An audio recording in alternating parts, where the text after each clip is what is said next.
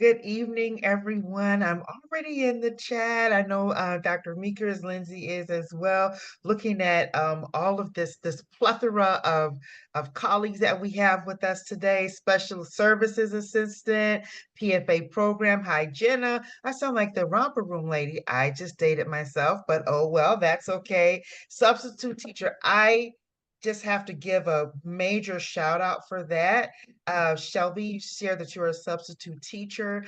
Thank you for joining and getting this great information, taking something with you wherever classroom you're in. Tina Hansen, lead teacher in Almost Three's class.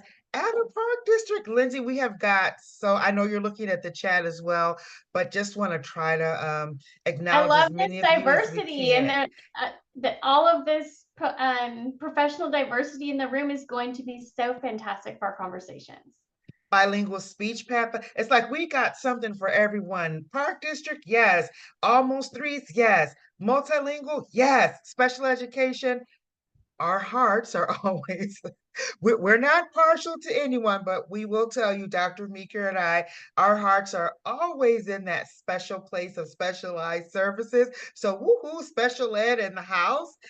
Just see so many partners with us from both public programs, private, Jennifer, early childhood director, and also a threes teacher at a private Lutheran school. Champaign, yes, I went to school at U of I. They were on a roll there for a little while. Let's see if they can pick things back up. So welcome to all of you all tonight. And our community-based partners, our district programs, private, thank you all so much We for have some joining us. admin in the house, so that's exciting that you're in here to learn about what happens for your youngest learners. That's amazing. And also the opportunity, if you are an admin, to just take that work back because so often we know how things are in education. It's like the world's biggest covered wagon. Every time you turn around, there feels like there's a new initiative or a new program or something. And it's really, as our administrators, we really that opportunity to just kind of work with administrators and just help you as you help your teams. That's going to be really important today. So thank you all so much for jumping in and getting us off to a good start. As Karen said, want to make sure you're in the right place at the right time. This is Play-Based Equitable Early Language and Literacy. I am Dr. Antoinette Taylor, along with my colleague, Dr. Meeker. I'll let her just say hello and give a little bit of information about herself. Hi, I'm Dr. Lindsay Meeker, and I'm currently at California State University, Fresno, and I continue to do some work with Western Illinois University, Illinois, as well as Latino Policy Forum on multilingual learners identification. And I get to be a special guest for ECPL in a variety of projects. So I love that work. It's wonderful. Most of my on-the-ground work, for you guys to know, is with special populations with children with disabilities, birth to 5, as well as multilingual learners, pre-K to 2nd grade. So that's where most of my early childhood experience falls. And this is me. I am Antoinette Taylor. If you want to talk about where it started and where it's going, that picture is pre-COVID, everyone, with the pearls and all of that glam on. So this is how it's going now. But my work spans really the birth through 20 spectrum in our state and across our country. I think one of the things that Lindsay and I enjoy so much about our work is because we are like that East Coast, West Coast flavor type of thing and everything in between. So it just gives us an opportunity when we're in our home state to really just bring a plethora of knowledge to everyone that we are going to be sharing any kind of time with. Part of the MTSS role on a national level as well as a state level, and currently working on DEC's paper on equity, inclusion, social justice, and belonging, which of course that students who are multilingual learners, that's that space. Students who have disabilities, that's that space. Students who are in care, That's that space as well. So many of our special populations kind of fall into that space of the work that we do. We are so grateful that Early Childhood Professional Learning is hosting this webinar for us tonight. Poor them, they just don't know that we've already got some more ideas to share with them. So y'all might be seeing us again real soon. And then we just want to let you know we do have a lot that we want to go over with you all today. And some of that, a lot, is us not talking and giving you time to process what we're sharing with you, some of the resources, jot some notes. So we do not take a formal break. We kind of go straight through. Sometimes you get a little bit of time back on the end, but if not, we want you to feel free. Go get a sip of water if you need to, drink some tea. We just ask you keep your sound on and then come right back so that you don't miss anything. But we do not take a formal break in this 90 minutes. We will be utilizing the chat often. And because we are educators and we get in that headspace about, did I spell that right? Did I dot that I and cross that T? This is your safe space for English grammar. And no, that's not a mistake. We chose that pictograph on purpose because we are not checking spell check tonight. So when you're in the chat, just jump on in there and brainstorm. We're not checking anything on grammar or dotting I's or are the semicolons in the right place. This is our safe space to show ourselves some grace. And of course, we are in the day and age of scanning everything. And so some of the resources that we have will be in QR codes. So grab that phone, keep it handy. So you'll be able to scan the QR code and look at some of the resources we'll be showing you and asking you to either come off mute and talk about, or put some thoughts about in the chat. Ask, ask, ask, ask again. We love questions. We are not committed to, we got to get through every slide. We want this to be authentic. We want it to be very welcoming for you. So if you have a question, go ahead and throw your hand up. We're happy to stop and try to engage in the conversation with you. And then if you have that thing like at 11 o'clock at night, oh, I should ask Antoinette and Lindsay about this.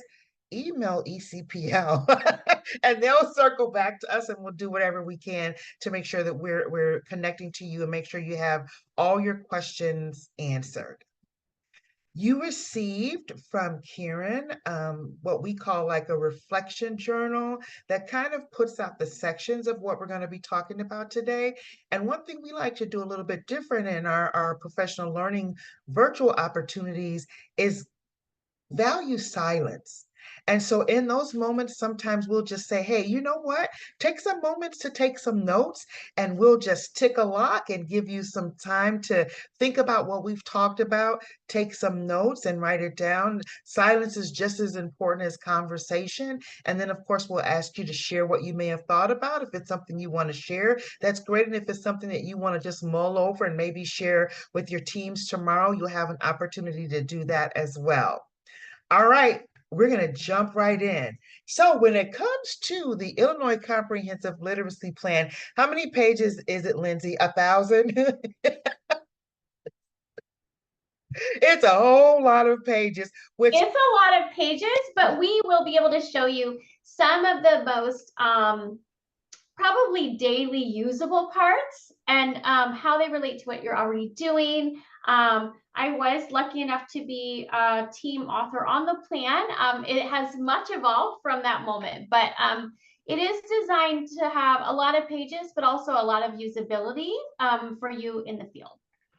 And just so you know, Lindsay and I are like librarian chic. So we're geeks. We love it's 1,000 pages. Yes, let's tear through it. A couple of times we have. And our goal tonight is to kind of remove that burden from you so you can say, oh, they've already done it. They're just going to share with us.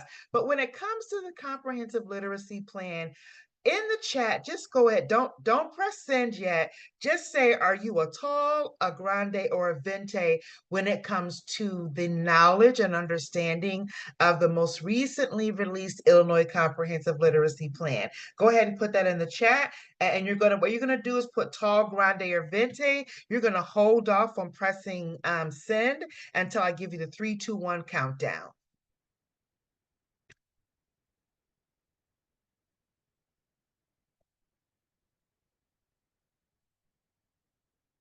Okay, 3, 2, 1, chat blast.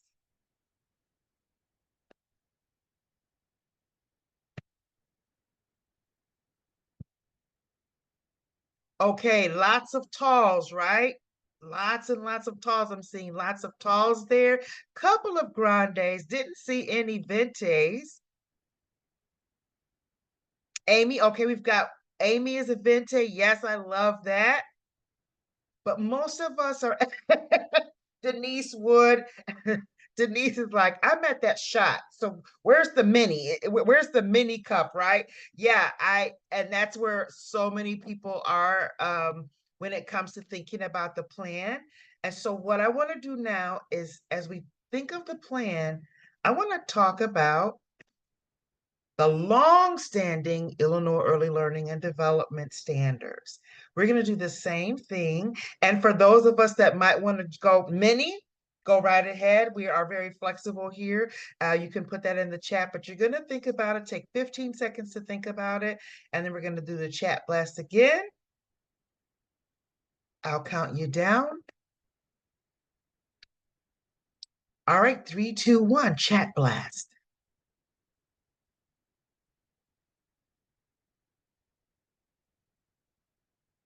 Okay, we are seeing more venties here, which is good. That's really what we want to see.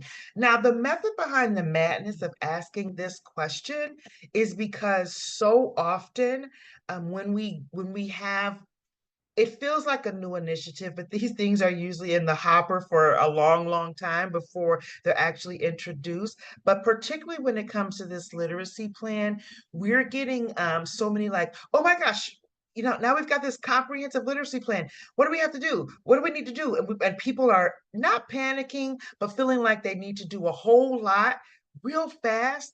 But I think our framework and our lens from this is to say, the framework of the Comprehensive Literacy Plan can be found in the long-standing Illinois Early Learning and Development Standards.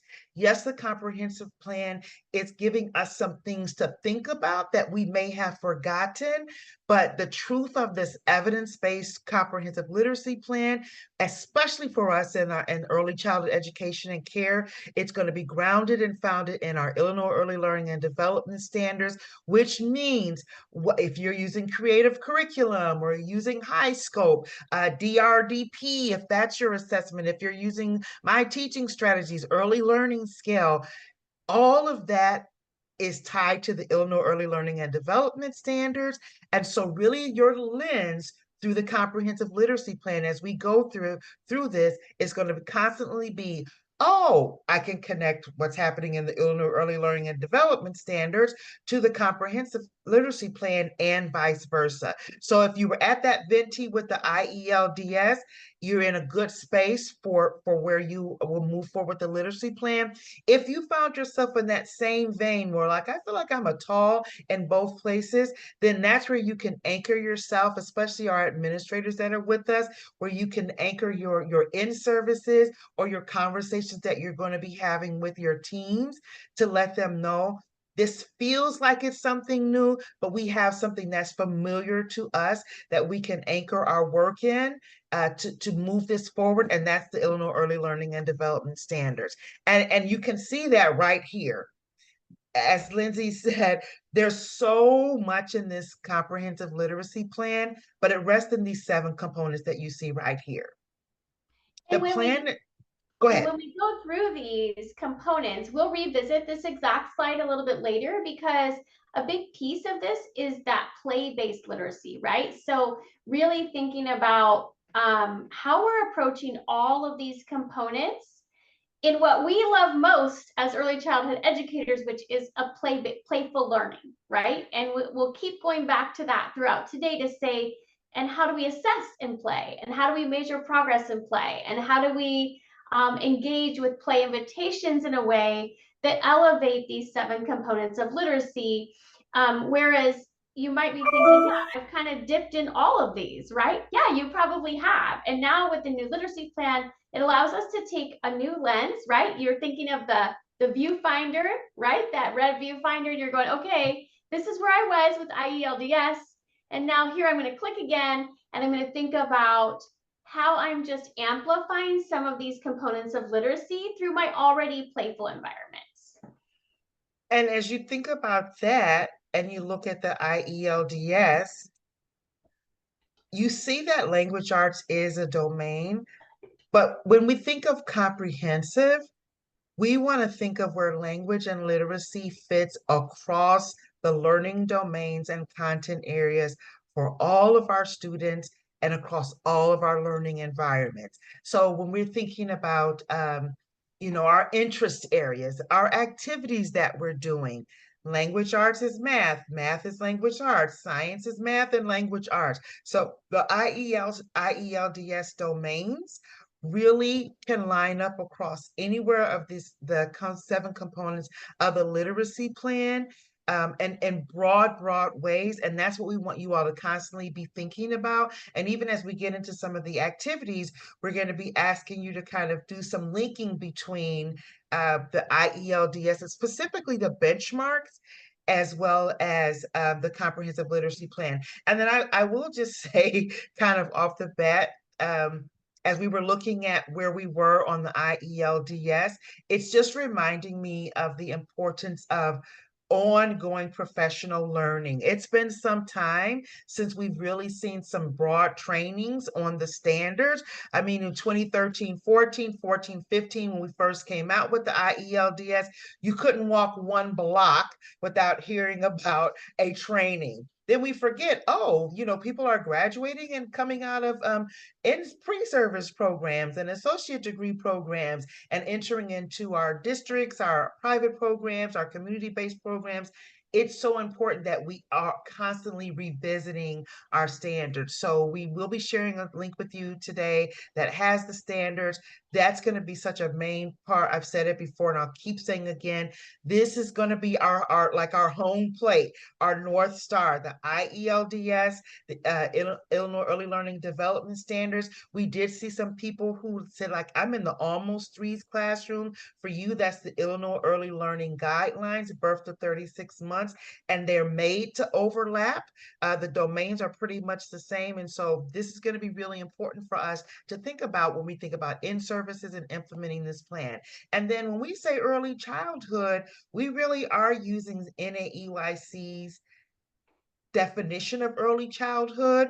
It really goes birth to grade 3, which is 8 according to when most of us, some children have their birthdays, any public or private program. So if you are an administrator on here and you're in a district, you might be that person in your district that's that, I'm the pre-K through 3rd grade teaching and learning curriculum specialist. This information is for you. Of course, we're a little specific to early childhood education and care to K, but this information really is for you as well. And so we want you to just take that back so we can have that covering of our whole spectrum of learning. And speaking of learning, play-based.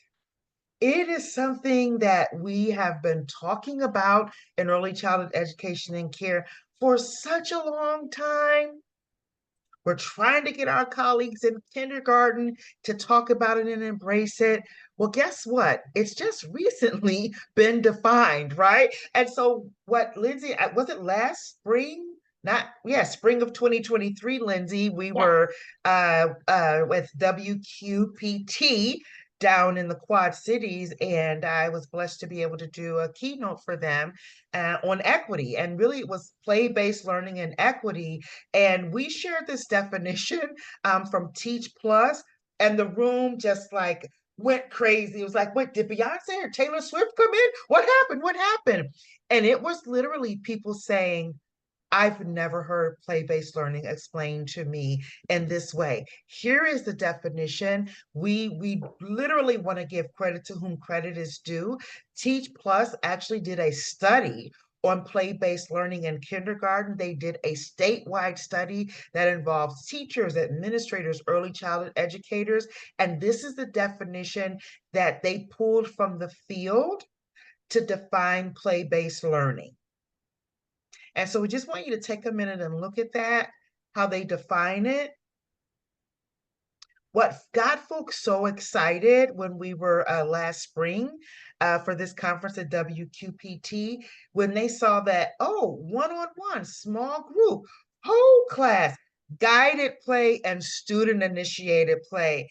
It just turned on lots of light bulbs, especially for our kindergarten colleagues who kind of sometimes when you hear play-based learning, people mistake that for recess, right? Where it's like, well, the children are just out there, and we're just kind of sitting back watching. It is both a balance of guided play.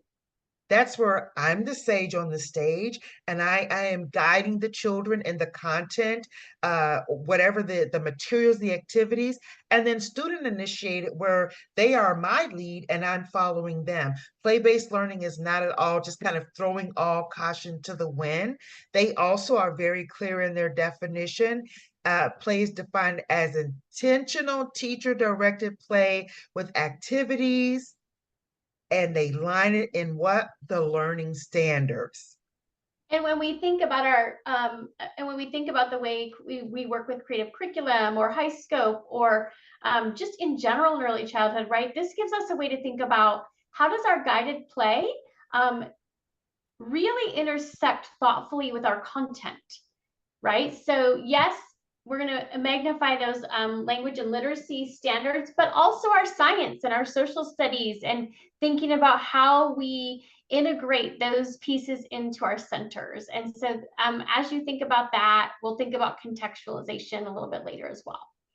And you see how they define that guided play and student initiated play, and then thinking about that definition of developmentally appropriate approach.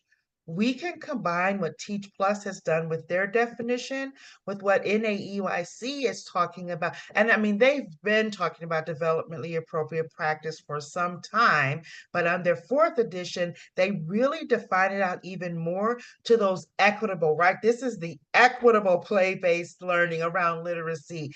We at the NAEYC position statement, they really pop it right out there. Children have that right to equitable learning opportunities.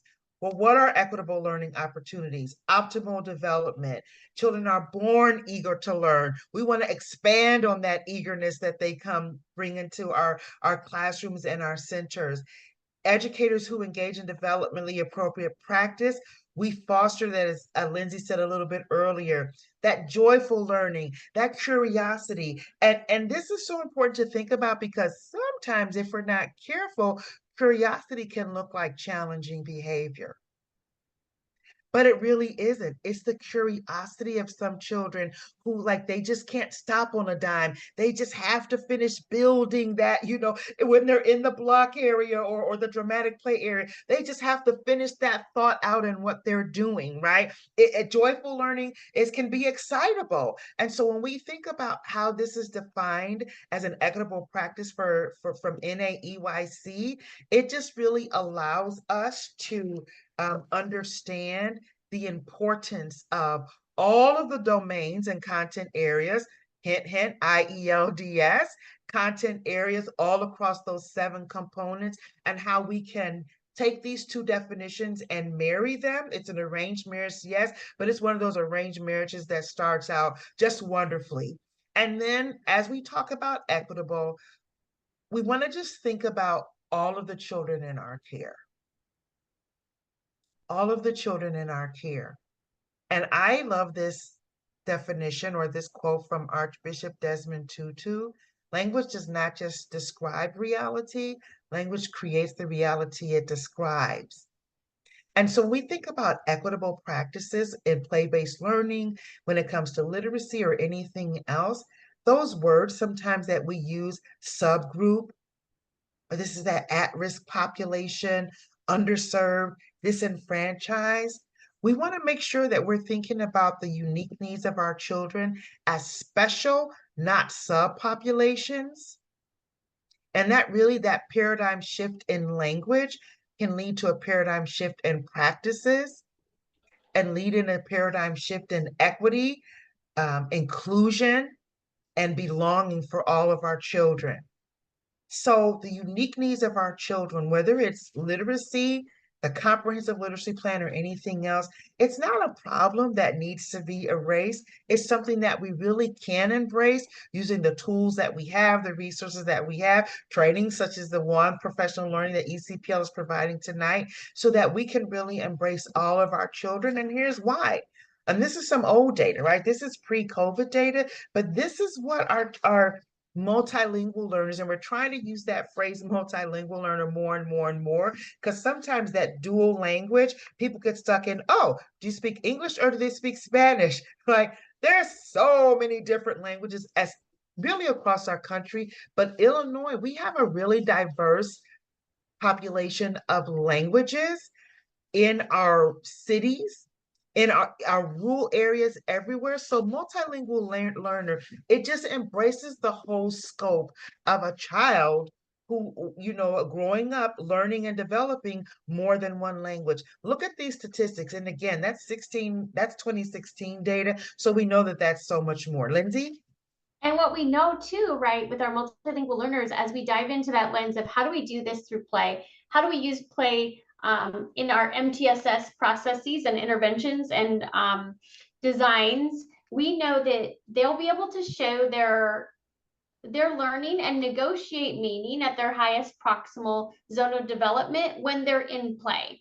And so we'll be able to keep diving into that, knowing that this is a high percentage of children. Most children, that's true, but we know, especially for multilingual learners, they need to have that experience to be able to negotiate between languages and translanguage and also develop that language. And I'm just jumping in the chat real quick here. Anna just jumped. This information is so validating. Yeah, Laura, revisiting the standards in this comprehensive plan is quite helpful. Thank you all so much. And we're just getting started, so we're on the right track, Lindsay. Yay for that. We're gonna just show you real quick. Get out those phones, because here comes your first opportunity to scan. You see that early childhood professional learning, and I'm not just saying that because they're our host tonight. Cindy Berry's the project director, and her team, which includes Karen, they've done such a great job of providing doable, sustainable resources. And that's the thing that gets us so many times with the, now what are we supposed to be doing? Is it the literacy plan, or, are we supposed to be doing the pyramid model? We're supposed to be doing trauma-informed practices. They build out resources that will allow you to be able to not only hear about information, but then when I go to implement it, when I go to try to implement it to fidelity, then when I want to try to sustain it, where do I go to get the resources? As you scan this, it'll take you to the early childhood professional learning page on preschool English learners. And so here's going to be our first moment of silence, where we're going to tick a lot and just give you a moment or two to look that over.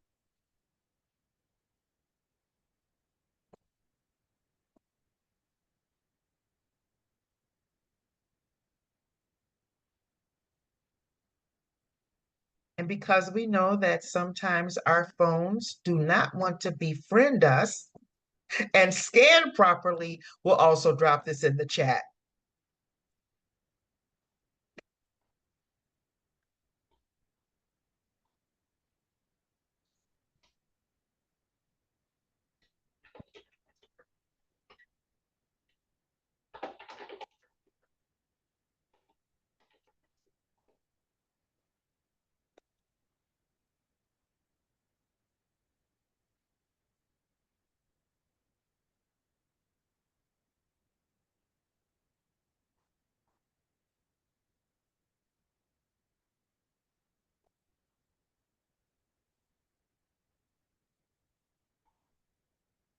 The Illinois Comprehensive Literacy Plan explicitly calls out multilingual learners. It explicitly reminds us, and not just in the early grades. You all know the plan goes up to grade 12, but there's specific language in the plan about students who are multilingual learners.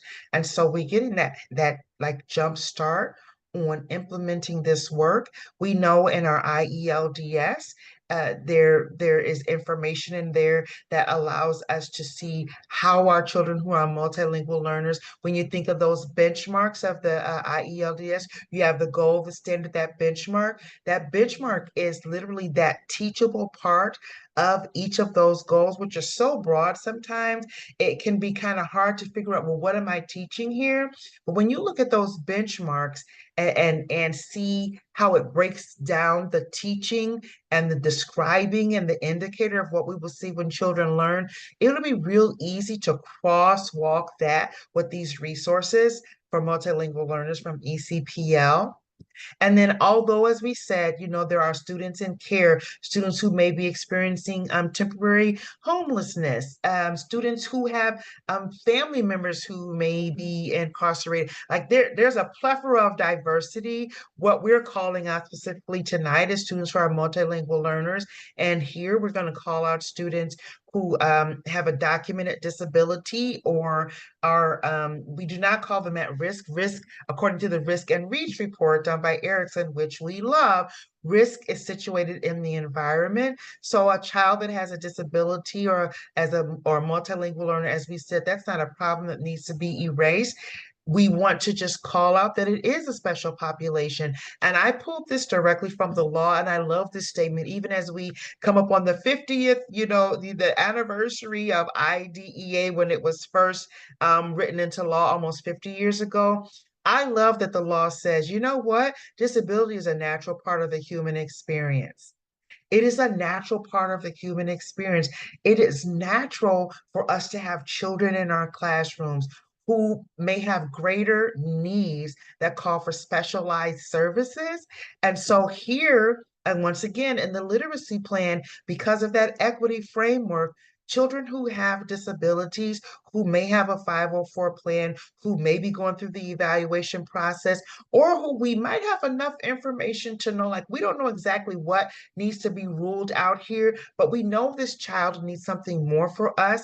Thinking of that space of including children whenever and wherever possible is going to be so important. And the literacy plan definitely reminds that of us.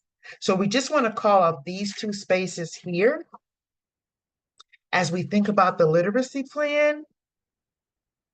Then we want to just turn your attention to your reflection journal. Think of any aha, uh-oh, or huh moment you've had. If it's a huh moment, once you write it down, feel free to put a question for us in the chat. But we're going to have silence to give you a moment to just reflect and take some notes.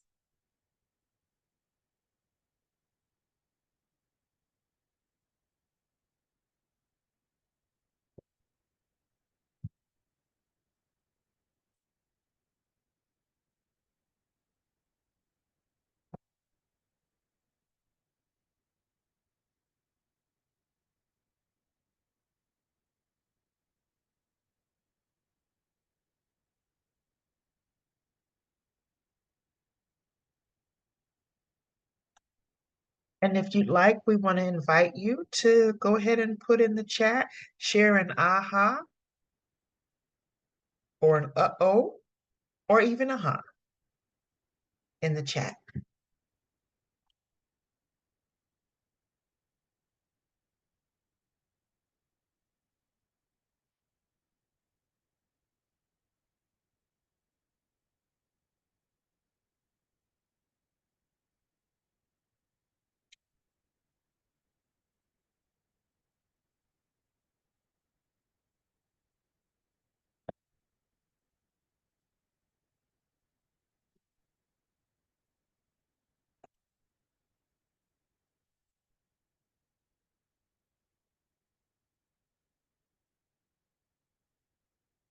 Thanks, Christina. Yes, that emphasis on natural.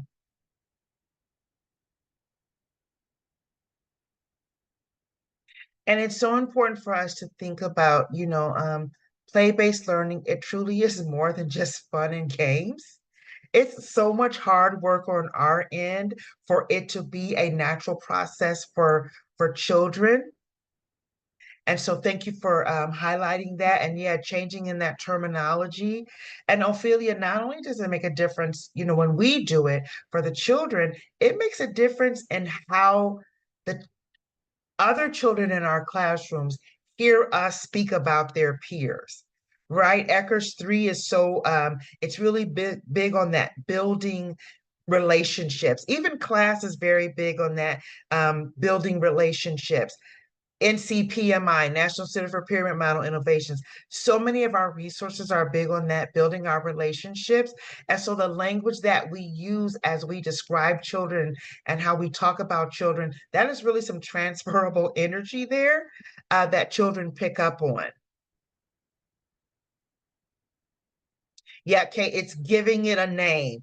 It's like naming it helps us kind of teach to it sometimes. And I think that's what we learned from that conference last spring when teachers were saying, now I know what this is. I've been told to do it and I've been teaching in that way, but now I know what I'm doing. I know I can guide their play. I can let the children guide me. I know how to create balance in it. So with that in mind, we want to just ask you, what steps has your program taken or have you taken to expect? And that's the big thing. We want to expect, right? Because disability is a natural part of the human experience. We saw those statistics from students who are multilingual learners. We should expect differences. And when we expect them, we're able to celebrate them. So, what steps has your program taken or have you taken to expect and celebrate differences and to ensure that all children and families feel welcome and embraced? And you can go ahead and put that in the chat or you can come off mute and share. And I agree, Jennifer, that balance is tricky, especially when seems like there's 500 things. We're getting monitored this week, and then there's so many things that we're called upon to do in any given day. That balance can be tricky to make it real intentional.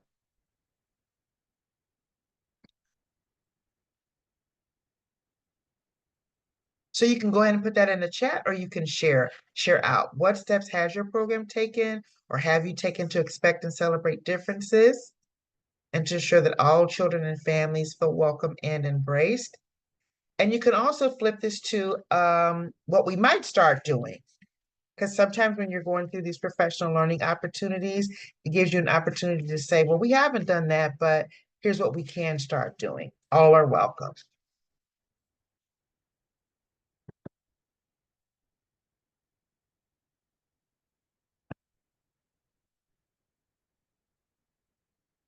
Watching that chat box come in, simply talking about differences and celebrating them. Yeah, right. Having that conversation, um, making sure we're engaging in ongoing training and discussions for ourselves, right? Allowing us to embrace our own needs about how we teach that. Reading books about inclusivity. Last year, Starnet actually did a book study, a children's book study on diverse books. That was really interesting. So instead of the traditional teacher book study we did, we did one on diverse books. And so even thinking about how to do that together with just your peers, right? Let's pull our diverse books together and talk about how we might use them. And that one on training staff for the office, Mary, just thank you for That's good. sharing that. Yeah, isn't now that's true. Whole school, whole child, whole community.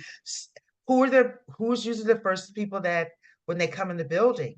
It's not me. Before they get to the teacher, it's that front office staff. And so that encounter there can go a long way in building up relationships and increasing family engagement or creating a not so belonging atmosphere. And sometimes that's hard to overcome. Mary, I really thank you for sharing that. And actually, that's something I really hadn't thought of to speak about explicitly. So thanks so much. Oh, they're coming in now, Lindsay. All right. A student with processing issues. Um, Oh, I like this. This is really, I have a student with some language processing issues and is often a selective mute. She decided to be the mama cat in the production of Three Little Kittens. First of all, yay for the production of Three Little Kittens. That fits exactly with the Illinois State Literacy Plan. But the children protested, but she doesn't talk.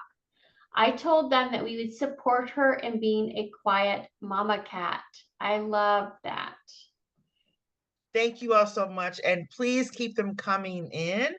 We're going to just kind of shift now into MTSS. And when we say snippet, it's like, ooh, this is a snippet.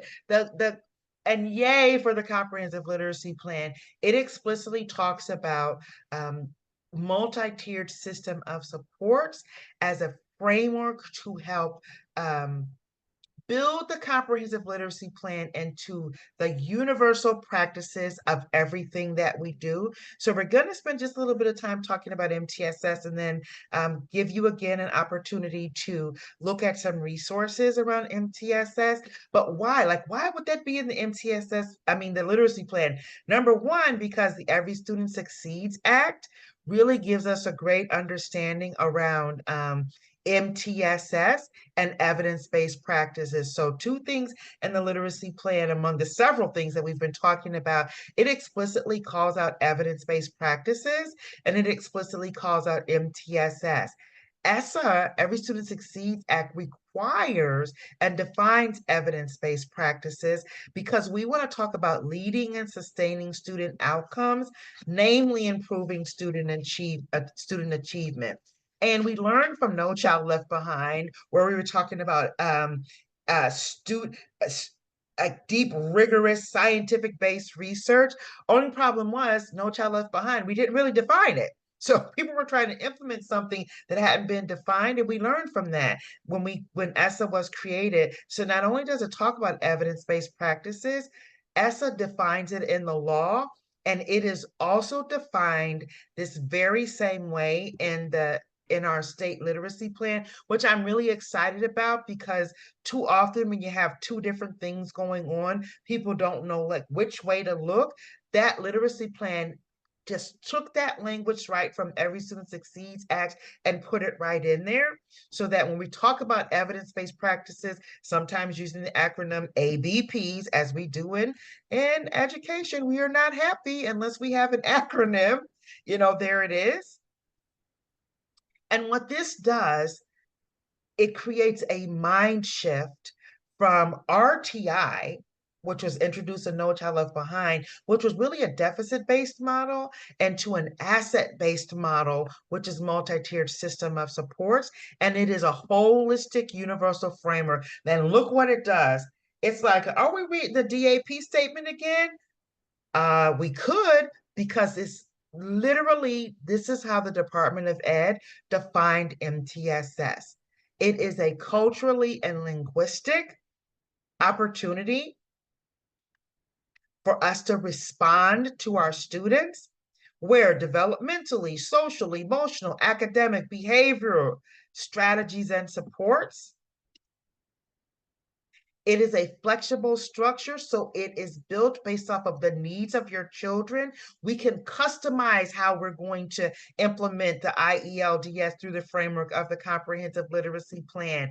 And its support is based on the needs of each and every child that is in our care.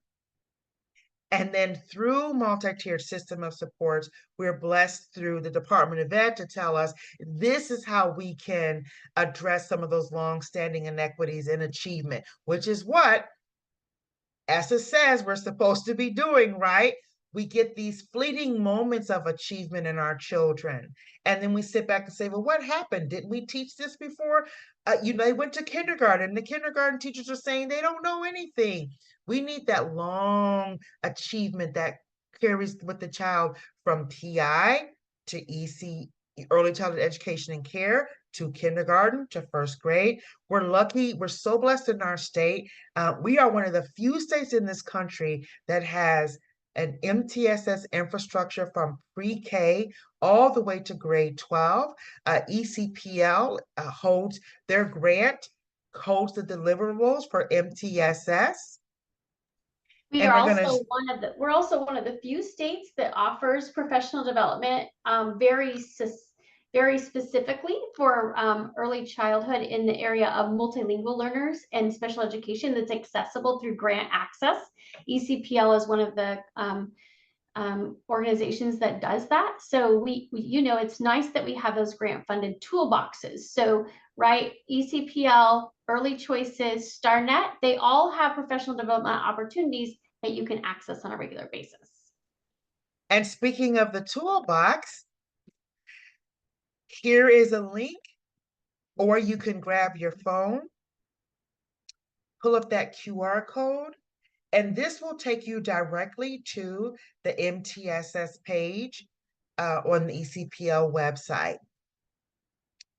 Now, when I talked about inclusion of children with disabilities, you notice that I didn't share a link. I want to call your attention to when you pull up this website, the MTSS website on the ECPL's page, you will, when you scroll down, you're going to see a link that says special populations, children with disabilities. That will take you directly to early choices, which Lindsay just mentioned. And the reason why we did that is because we want you to link into what Illinois has available to you. And every time they update their site, it's automatically updated here. You're also going to see that WIDA page again for early children who are early learners or multilingual learners. You're also going to see some DEC recommended practices on there, but because MTSS takes many tiered practices and creates one system, we put several of those resources on there to just get us in that mindset that, MTSS, again, it's explicitly talked about in the literacy plan. And Cindy is planning on building out a link on the MTSS page for the literacy plan. But we just want you to, again, think about the fact that you're creating, you have all these evidence-based practices that are no good to us if we try to implement them in a segregated way. MTSS puts the system in the tiered supports. So we're going to give you a little bit of time to look that over, and we're going to transition on.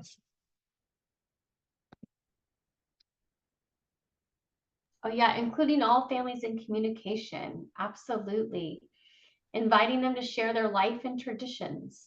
That's such a wonderful center, actually, is to bring in storytellers from your parent, family, grandparent, and larger school community, that they can actually be in a center in your classroom and be there to talk with children, show some of their, either musical instruments or artifacts, or uh, tell them stories or read books from their culture. It works so lovely in centers. All right.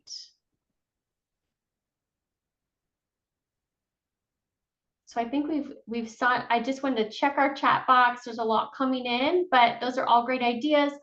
Please share them with one another. And you'll notice that Karen dropped in how you can actually save the chat, because there might be ideas that come up that you want to hold on to, or links that come up that you want to hold on to. And she said, just make sure if you'd like to save this chat for yourself, click on the three dots at the bottom and then choose Save Chat. Okay, so if you'd like to keep that, I will be dropping some links in as well. So feel free to save that for yourself. And now that Antoinette has given us like the really important pieces that we need to understand for backbone, now we're going to do what I think is the fun part, folks. And we're going to talk about play. So we will, with no rules, I want you to think about, as we move through this workshop, of what do you want to take away from this?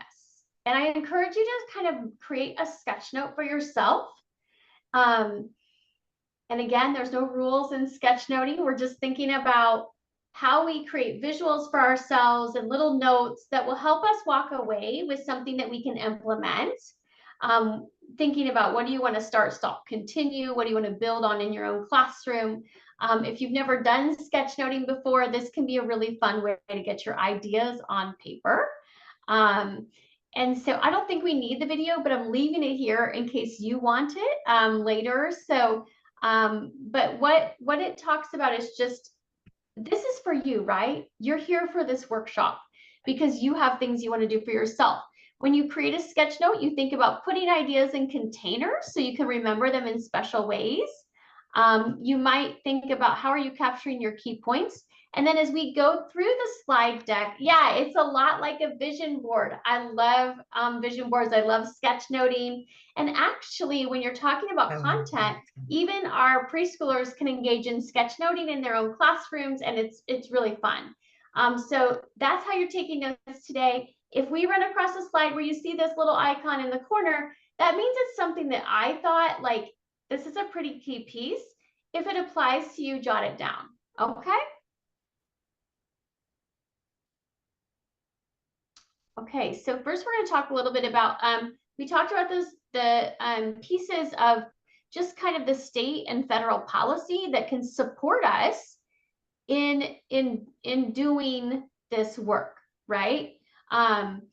We don't anymore have to pretend like we're not playing and say, oh, no, it's okay. We're not actually just playing in here. We can actually shout it out loud and say, we are playing in here.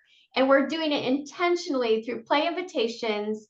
And we can say, and it says so in the Illinois State Literacy Plan. And it says so in our early learning standards. And it says so in Teach Plus, right? So we're going to get into that a little bit. Dr. Taylor says, my vision board is hanging in my office. I love that. So what we're going to do first is, you guys don't need to know why we do play, really, because you know why. If you're in here, you know why. You're wanting to be able to have the why very concrete in your soul and in your working memory, so that when somebody asks you why, you're ready, right? And you also might think, I know why I do the play, but am I really supporting my multilingual learners or ethnically diverse students and children the way I want? Or maybe I know why because I see it, but what does the science say? Does it match my own thoughts and perspectives? So we have some here that you're going to engage in. And so what you're going to do right now is, we're going to do what we like skim reading, right? You're going to choose an article, click on it, and you're just going to find a few nuggets that you think you want to hold on to, or that you'd like to have to share for somebody else that needs to hear why play is so important. So at this time, you can go ahead and scan the article that seems the most fitting for you. Okay, so I'm going to give you a minute to do that, and then I'll tell you what's next with that information.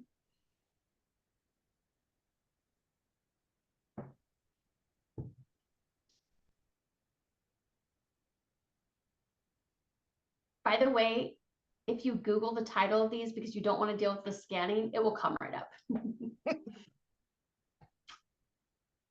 I mean, I like to scan. It's like kind of fun, right? But you can also just Google the titles and it'll come right up for you. Okay, so now that you've chosen your article, I'm going to give you 3 minutes to scan for a nugget or two. And then you'll read the rest later, like, you know, in your own time when you want to dive in. But we're going to give about 3 minutes here. You're going to look for a nugget that you feel like could either help you or change somebody else's mind. All right, it's going to be something that can help you or something that might change somebody else's mind. And I would like you to go ahead and spend that time now. And if you want to have your camera off, that's fine, right? Some of you already do, but I know when I'm reading, I don't always want somebody watching my face. So at 4:57, we'll be ready to do what we're going to do with this information. Back, I already see. We're coming back, and I already see some exciting little nuggets in the chat box. Play is so powerful, it often uses a form of therapy. Yes, absolutely, play therapy. And we see some, one of the things that we love to see, right? And I actually just visited East Moline Early Learning Center, where we talked about how their social worker and occupational therapists actually go out to the playground to do a lot of their therapy pieces. So that was cool, nice nugget to pull. So if you have a nugget of information that you pulled, please put in the chat box, but also please add it to your vision board or your sketch note, because that way it's ready. It's in your brain for when somebody asks you, why are these kids just playing? And you can say, this is why, right? This is why. All And another right. thing why that's so important, especially in Illinois, where we live in a state where teachers are evaluated, even early childhood teachers, especially if you're in a district-run program. And remember that that evaluation usually starts with the pre-conference conversation.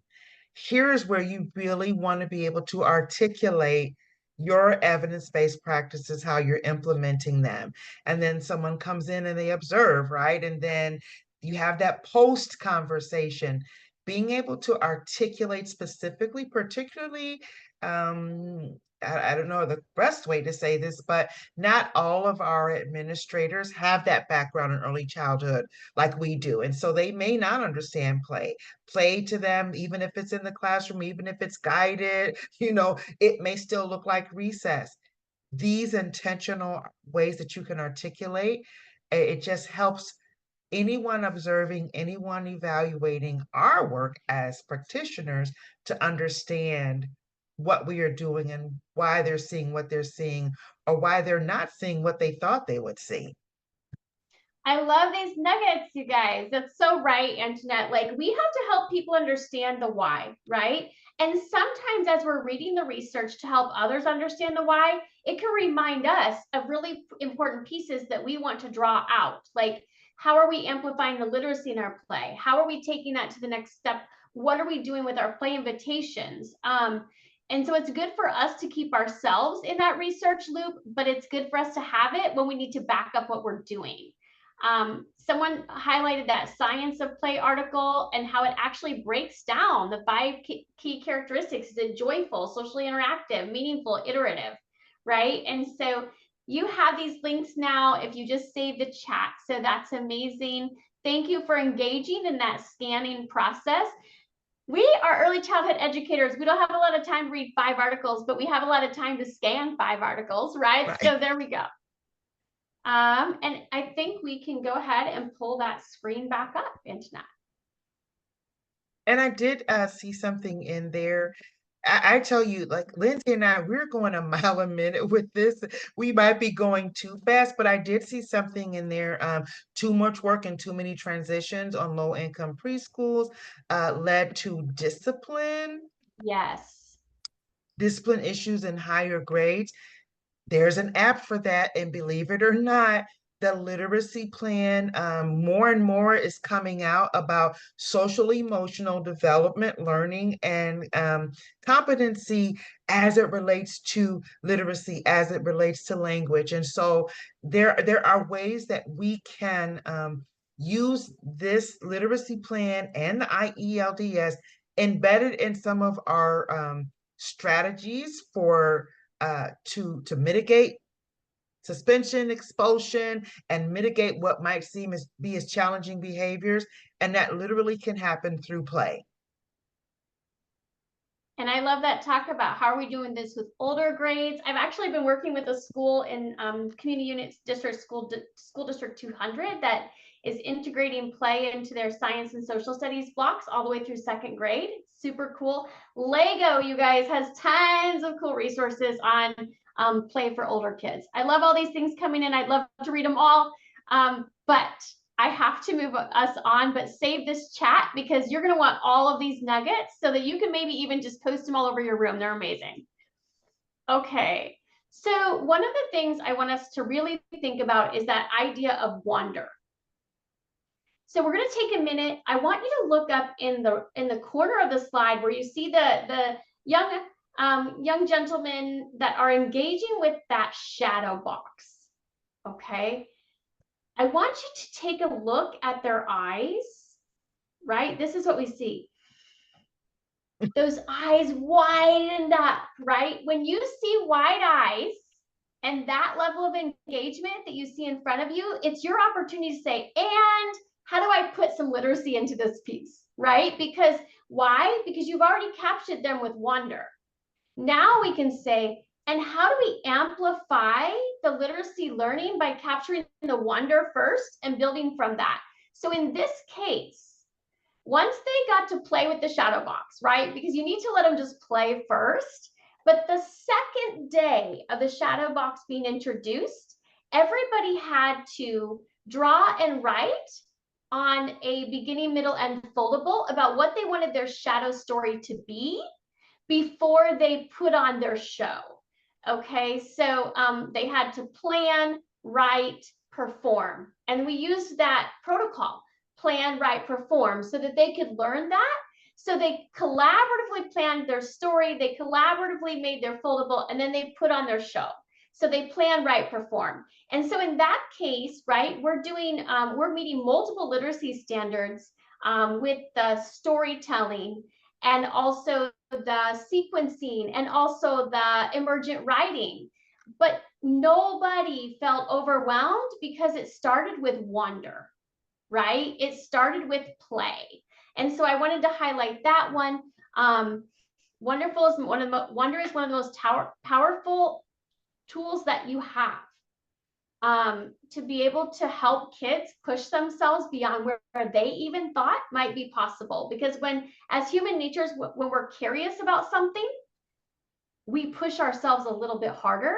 And this is what we also know is in inquiry-based classrooms, children that are multilingual learners and ethnically, linguistically diverse children tend to feel like they are on a more equitable playing field when it is not a teacher-directed classroom. So because why? Because they get opportunities to take the lead. They get opportunities to show what they know and share what is there for them. So I wanted us to highlight that that wonder. Here you see they're outside exploring the trees, and then you'll see later where they had to write about the trees, right? It's all fun and games when somebody has to write about it. And then here down below, you see some construction materials in Play-Doh. So thinking about where am I bringing novelty in? Oh, Monarch Butterfly Project, I love that. Where are we creating something where kids are going, this is unfamiliar and I kind of love it, right? How do I capture that wonder in a scaffolded way? So we also want to talk about contextualization.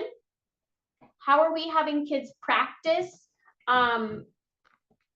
discrete skills, but in the context of their learning and play, in the context of science and social studies, so that they are making connections, okay? We want to think also about, are we embracing all the kinds of play, even the ones that make us as the teacher a little bit uncomfortable?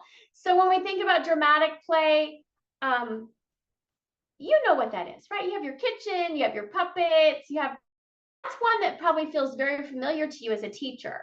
But then when we look at the Illinois State Literacy Plan, how do we think about what are we putting in there to really push that emergent literacy, right? That, like what we just talked about, the plan, write, perform. How are we putting our vocab cards in there so that if we're learning about if we're doing the tree study and creative curriculum, that we have the tree vocabulary in there so that they can use it in their plays. What you see right here is a weather play. Okay, they were studying weather, and they're on a farm. They had just finished the farm study, and they were moving into weather. So we kind of we left the farm there while they engaged themselves in weather. Block and constructive play. We know what this is. Every kid loves it. You might have to have 2 block centers because kids don't want to leave it, right? But you'll notice here on the floor, you see there's cards there for the parts of the houses and things so that they can draw it, and whatever they are looking at and reading, they put into their plan. In block and constructive play, I have them draw what they're going to build and label it, then they build it. Okay, so that we have that literacy piece. Process art and messy play. It's okay if there's paint on the tables. I do a whole workshop actually on process art, but what I want you guys to think about is process art and messy play elevates language in a way that hardly any other kind of play does, because they experience new sensory pieces, new pieces about how they've created, and that brings on a different kind of language development. The descriptive words that come alive in process art and messy play, you're not getting that anywhere else. Rough and tumble play. Here's something interesting that you might not realize is that children who engage in rough and tumble play actually tend to perform better if they also have quality reading instruction than those who don't when they get to the when they get to a space of like that third grade reading level. This is why rough and tumble play teaches kids that things can be hard. I can skin my knee and try again. And then that resiliency behavior actually can translate over, oh, wow, this is a really hard text, but I can still do it. Also, for our kiddos who need to like, you know, let go so that they can actually come back and be present, rough and tumble play is really important. It's okay if they climb up the slide. It's very highly likely that no one's going to dissipate because of that. It's going to be all right. Nobody's going to probably have too many problems. So just thinking about how do you let that happen in a way that also feels controlled, safe, and supported. Academic play, this is where you go, oh, here's this stack of worksheets where we're practicing phonemic awareness, and you throw in the garbage and you pick out some things like sand trays, Play-Doh, magnetic letters, right? And you think about how you're using those. You can even use your loose parts for literacy. A hands-on process of that might look like maybe I have like a bowl of water here, and then you know those glass beads that you use. Maybe every time they say a sound, they drop that glass bead into the water, and then they dump it back into the pitcher when they say the word. So it might look like r, e, d, and then they pour on red to say the word. So that, you know, how are we bringing those loose parts and discovery together into academic play?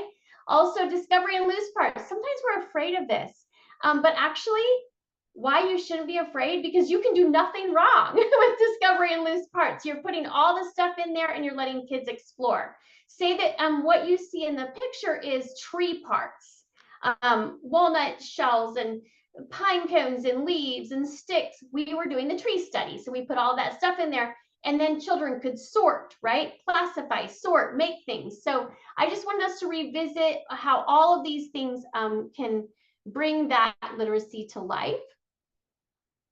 Here you see it on paper. So this is the tree study where the text they were reading was A Tree Named Steve. If you haven't read it, I'm crying. I'm not crying. You're crying. It's a really good book about a tree, and it really teaches personification on a really deep level, but developmentally appropriate. And then we look up here. They had process art. They were making a mural about growing trees. We look over here in the text connection. This is what we just read it Monday. Yes, you're probably still sobbing a little bit. Up here in the text connection, when we talk about contextualized literacy, right? All the books you see there have something to do with trees or plants. Down here, we had this nature play provocation where they went out, they were measuring the trees and feeling the trees and jumping on the tree stumps. And then you come down here and you see this where they were writing. This is a preschooler. They were writing about different things you can do with tree, and it says trees are fun, and they drew a picture of a tree house. Here you see those foundational skills come to life, right? It talks about the tree poem, and we actually did TPR with this, right? We acted it out. So they did tall and wide and small and beautiful. So they were doing all of those TPR. We also highlighted the TH, for the foundational skills purposes. So I just want us to see, like, what does this look like when it comes together, when we're trying to make that contextualizing and disciplinary literacy? What we know is that play-based learning are these things. It can be a vehicle for content. It should be fun, joyful, and complex. It's an opportunity to propel literacy, language, and problem-solving skills. What it's not is it doesn't have to be a complete transformation every unit. What's that one nugget from the content that you're putting into your centers that's new? A behavior management or reward. So we can't say, this is not the time for the if-then card. or first then card, right? Because play is the learning. So we can't use it like, if you finish this, then you get to go play in centers. We have to really let every child embrace that playful learning inside themselves. It's not worksheets. Kids can write and they should be writing, but it should be authentic and connected to their play and their learning and their whole group experiences. We can scaffold the play, right? So, and we can really include this writing. So what you can see here, which we talked about earlier, today I will build. And so they had to draw what they build and label it. And then we're giving that language to them. If it does not go as planned, I will restart, use different blocks, change my plan. So, but look here where they're really doing that drawing and labeling. This is an example of play plans. You see both versions, a bilingual version here, but where they're going to say, this is what I'm going to do in my play today. And first it started out like this with the little drawings, but by the end of the kindergarten year, and this was kindergarten, by the end of that dual kinder year, then they were doing it on sentence strips. Okay, I will do this. Yeah, the right to play act is real, folks. It's not a reward. It's actually law. But so we think about that. Teach, model, share. I have really a quick little video for us if Antoinette's able to play it. It's in the chat box to show you how we went from, we were doing the tree study and they're building tree houses. And so at the table, they designed their tree house. Now let's see what's going to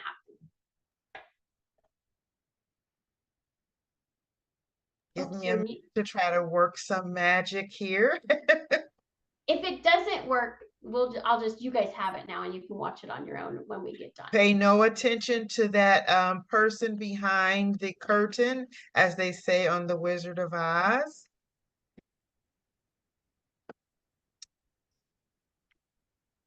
All right. It did not. It went straight to the WIU website, Okay. Lindsay. Well, then just, you guys, I'll put it in the chat box. That's okay, because let me try one more time here. I think I know. Do you want me to just drop it in the chat box? I'm going to put it in here. I just, Okay. I need to get the YouTube link. Just 1 second, you guys. Am I able to, just a second. Oh, I can share screen. Just hold on, folks. Okay, here we go.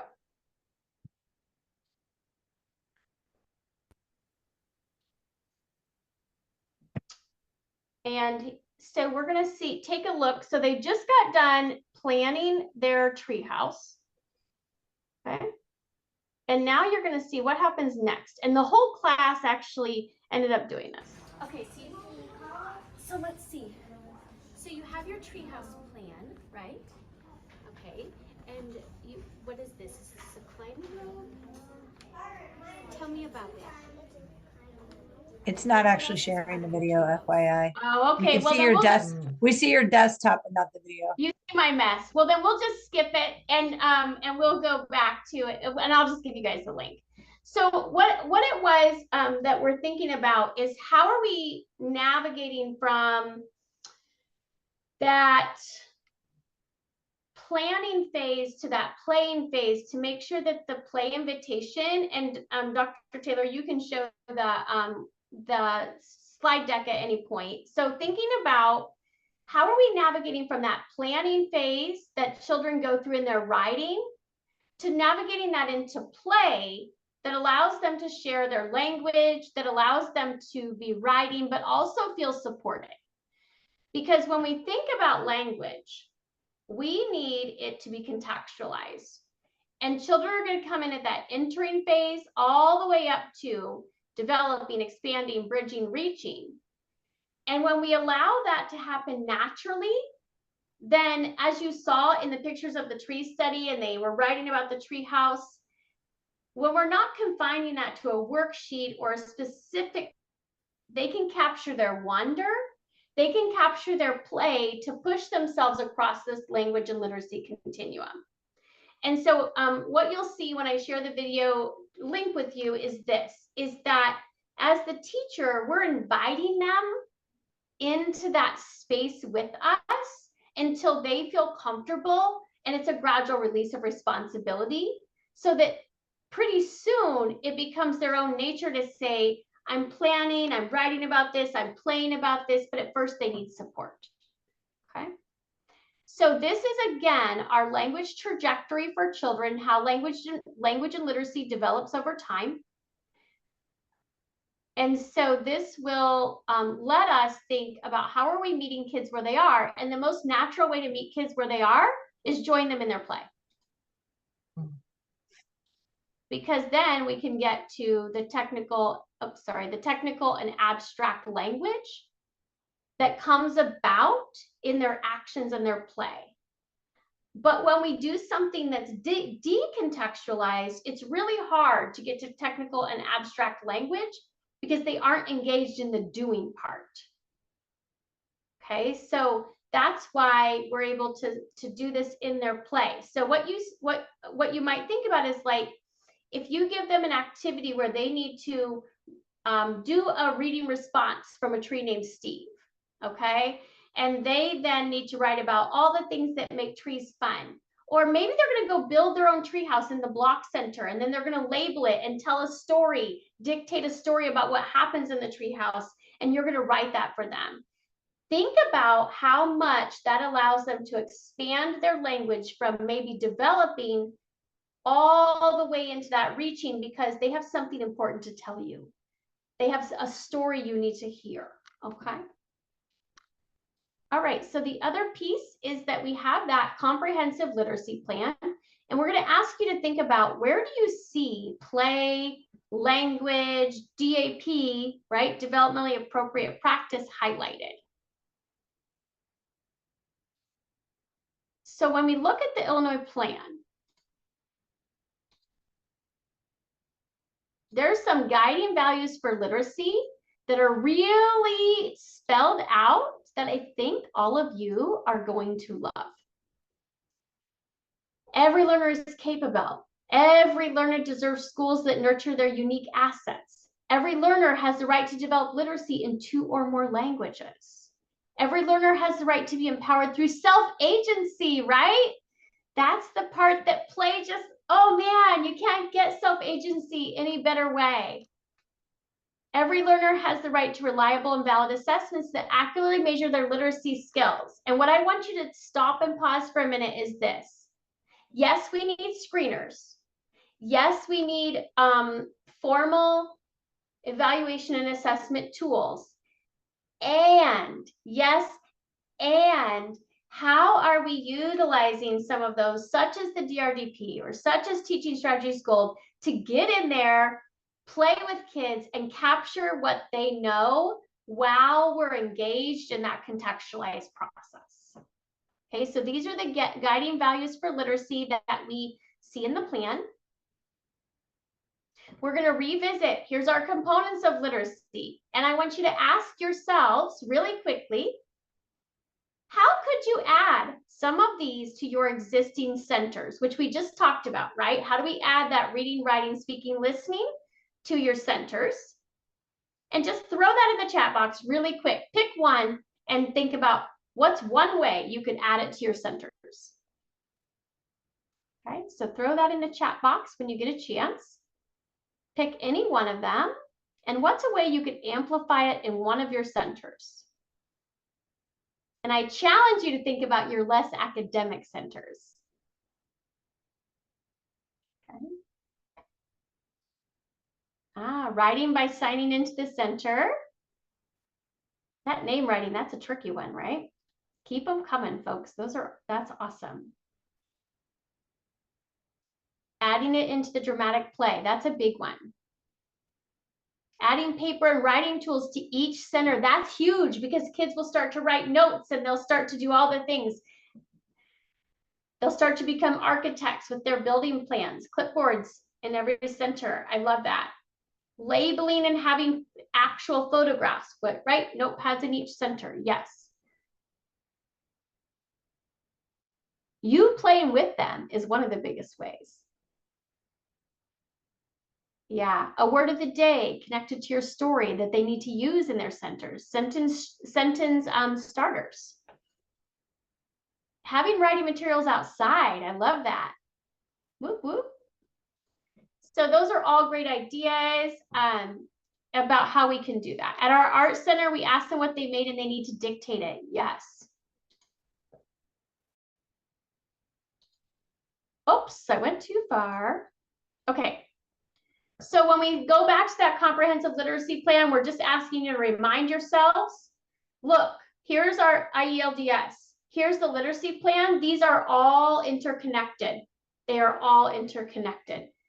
Verbally record what they do in their centers. Yeah, I love that. You know, it's so fun when they have the iPad and they tell about what they did, right? Like, look at what I made in Black Center. And they tell all about it. Super cool.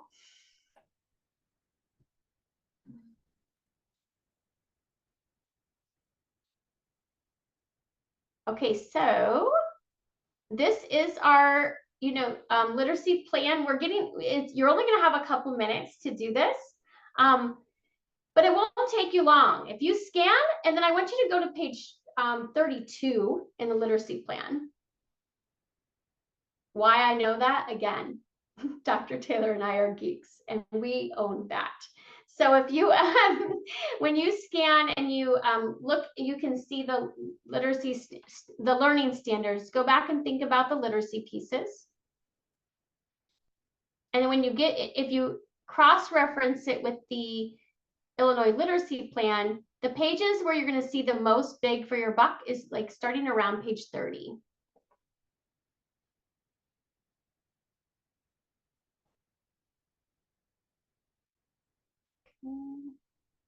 And if you were doing this, especially if you are administrators that are on with us, play is not just for children. It's that decompressor. Someone wrote in there like play is good for therapy, and I wrote for adults too, right? That's why we play a game of golf, we play a game of cards. Let the learning even be fun for your staff. This scavenger hunt can be something that you can make it really big, you can make it really small, but doing that scavenger hunt to cross-reference the IELDS and the components of the literacy plan, or you could even triangulate it, the IELDS and your curriculum and the components of the literacy plan. That scavenger hunt could really, you will learn so much while everyone in the team is having fun as well. Okay. Any questions that you had from today? Oh, sorry. This was a lot all at once. Dr. Taylor and I are looking for a way we can bring this to life in a workshop where you actually get to try all the things, and we have some time to dissect the literacy plan in a more constructivist approach. But we did want to expose to you today, how do these pieces link, right? Where do you start? And then look for something upcoming where we break this down a little bit more and you actually get to play. I did put that example of like that adult interaction of a play invitation, and it was about tree houses. So that's in the chat box for you to, if you want. So walking away from this, thinking about what is play-based learning, right? And how does it engage with the literacy plan? You guys are going to be so excited. If you haven't been able to really get into it yet, you are going to actually see the words play in the plan. You guys, I was like, wah. So you will actually see those words in the plan. And I think you'll be excited. Karen, we've